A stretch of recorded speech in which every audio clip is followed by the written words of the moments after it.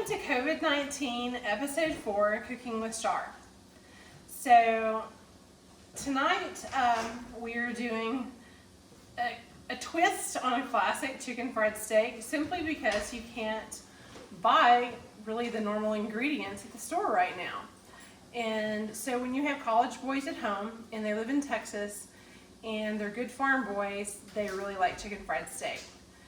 So tonight I am pushing through after a hard week, and I'm going to do chicken fried steak, mashed potatoes, gravy, biscuits, macaroni and cheese, and probably some green beans because I have to have some sort of vegetable. They could do without it, but I actually like the vegetable. So what I've started to do, I actually boiled my potatoes, and I have my big block of butter here, and I'm going to, normally I would get out the mixer and do it the nice way, but tonight we're just gonna go for it. I'm gonna get my old-fashioned Nina potato masher and just mash it with a potato masher with lots of butter, milk, salt, pepper, garlic, that kind of thing. Then I'm fixing to bread my chicken fried steak, and again, it's really interesting. We're improvising because you can't buy flour. So we actually have a combination of quinoa flour and regular flour for the first breading. I have eggs and some hot sauce and milk in the middle, and then my final actually has some breadcrumbs and quinoa flour and regular flour that we're going to season and get everything breaded. So I will be right back after we get everything prepared. Okay, we're going to start with the potatoes, and I have quite a few potatoes, and I love butter, so we're going to add a lot of butter there. There's a huge chunk of butter. I'm going to add some salt and some cracked black pepper.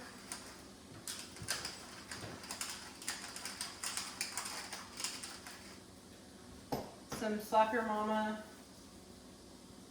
I know that's a common theme. I just really like the stuff. And some garlic. And I'm going to let the butter melt just a second. In the meantime, I'm going to season the flour for the chicken fried steak. And again, I have some Slap Your Mama in both the pre-flour and the final flour. Throwing some garlic in there.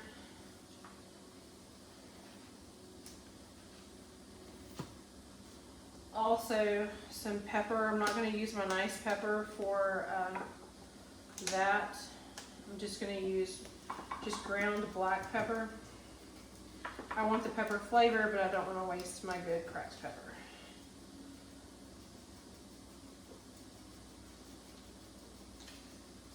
One of the keys, I think, to a good chicken fried steak is making sure that you have your flour seasoned.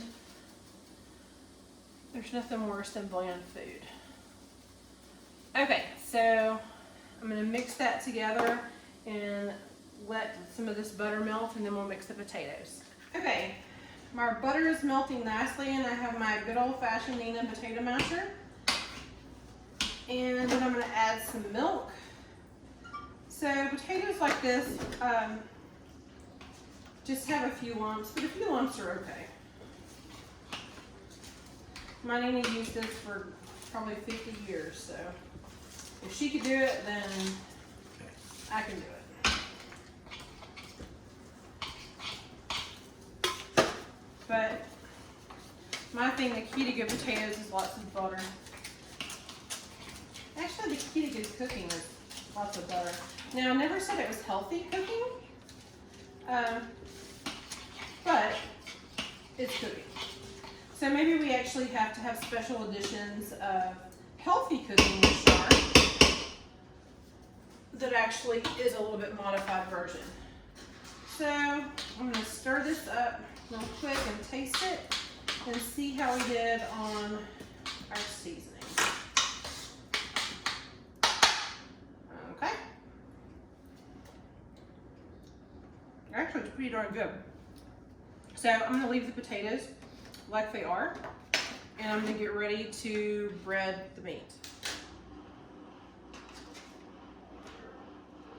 One of the keys to good chicken fried steak is making sure that it's tender. And Steve had the most wonderful, weird cooking equipment, one of which is this meat mallet.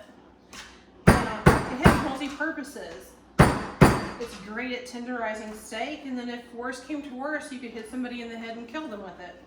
So I just like to make sure that the chicken fried steak is nice and tender.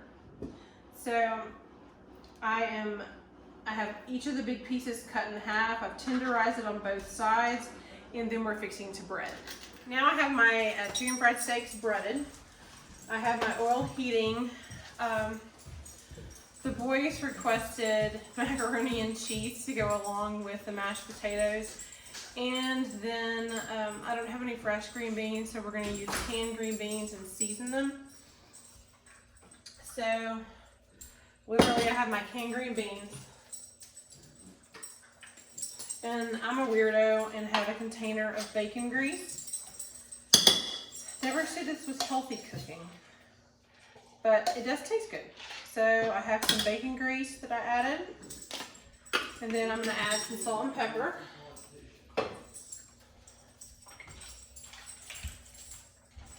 And just let them kind of cook down.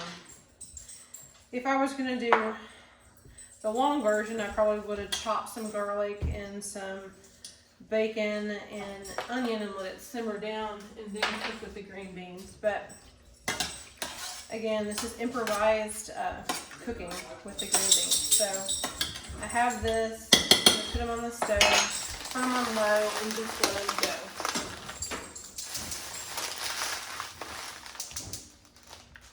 Okay, so I have my oil heating up for the chicken fried steak.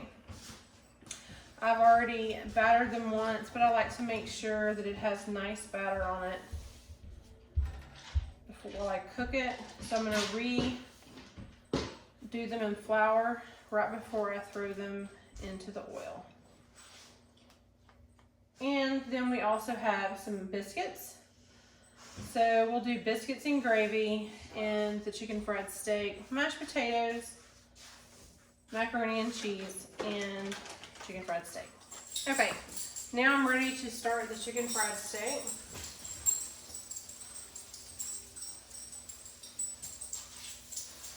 I have the green beans over there cooking on low. Our potatoes are ready. The water is on for the macaroni and cheese. I need to turn on the oven for the biscuits. And we'll be ready to go.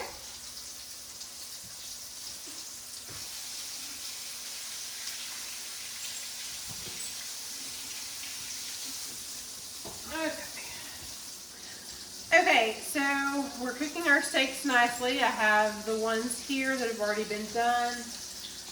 It looks like I have a lot. I think I actually have like 16 pieces of steak, which seems a little overwhelming for the amount of people we have here, but we have college-age boys that can eat like a horse.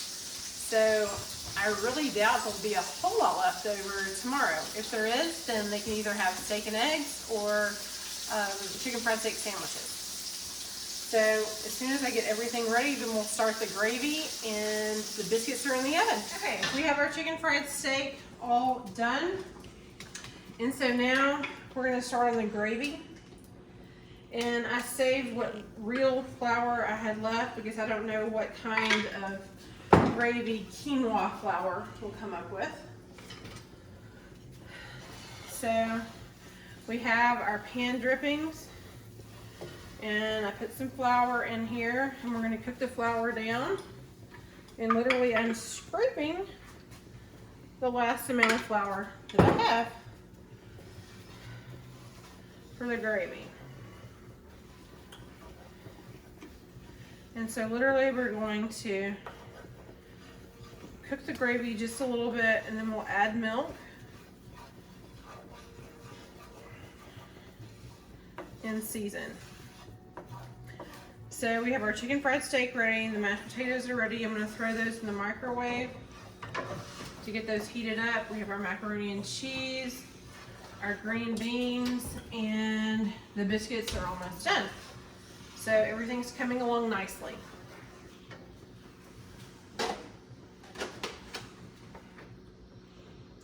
Okay, so I'm going to add a little bit of milk.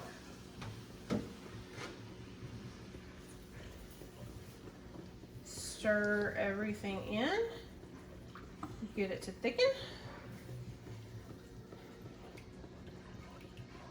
And then we'll add a little bit of milk once we get everything thickened, and keep going to the volume that we want. Okay, so our gravy has thickened up nicely.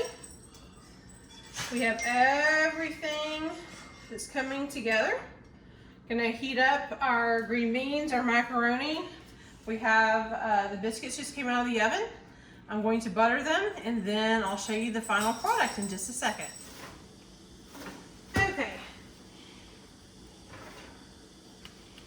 We have our chicken fried steak.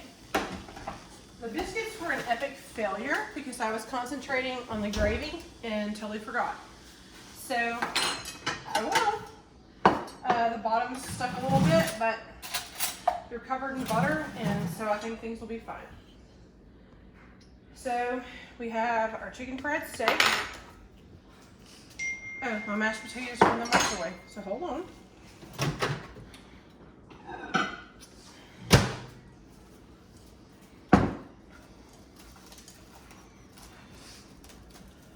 Let me get everything out for the boys.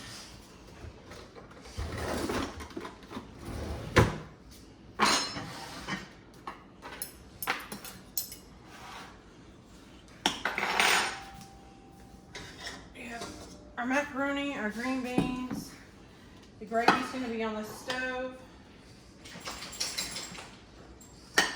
So we have some mashed potatoes.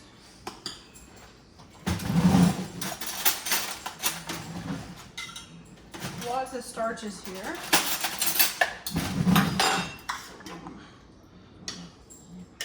Macaroni and cheese.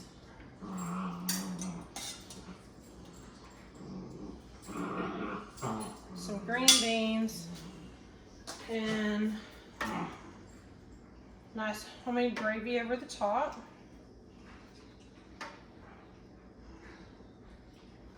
And we'll actually top it off with a nice biscuit. So here we go, bon appetit.